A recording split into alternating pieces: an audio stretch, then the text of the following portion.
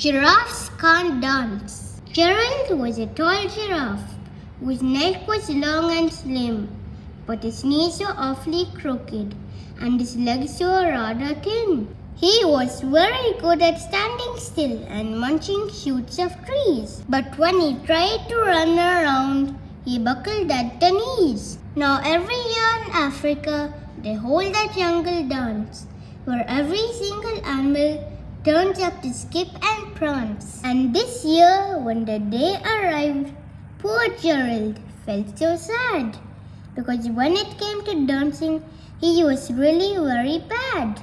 The warthogs started waltzing and the rhinos rock and rolled. The lions danced a tango that was elegant and bold. The chimps all did a cha-cha with a very Latin feel.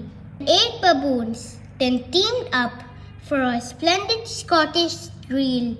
Gerald swallowed bravely as he walked toward the floor, but the lions saw him coming and they soon began to roar. "Hey, look at clumsy Gerald!" The animals all sneered. "Giraffes can't dance, you silly fool." "Oh, Gerald, you're so weird." Gerald simply froze up. He was rooted to the spot. "They are right," he thought. "I'm useless. Oh, I feel like such a clot." So he crept off from the dance floor and he started walking home. He never felt so sad before, so sad and so alone. Then he found a little clearing and he looked up at the sky. "The moon can be so beautiful," he whispered with a sigh. "Excuse me," coughed a cricket who had seen Gerald earlier on. "But sometimes when you're different, you just need a different song. Listen to the swaying grass and listen to the trees. To me, the sweetest music is those branches in the breeze." So imagine that the lovely moon is playing just for you.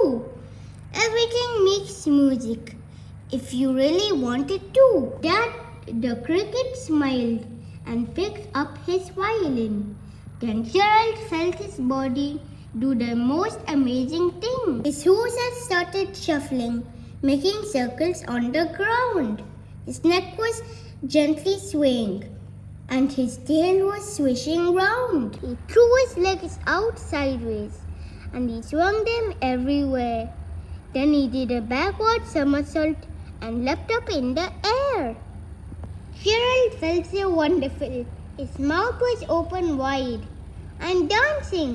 Yes, I'm dancing! I'm dancing!" Gerald cried.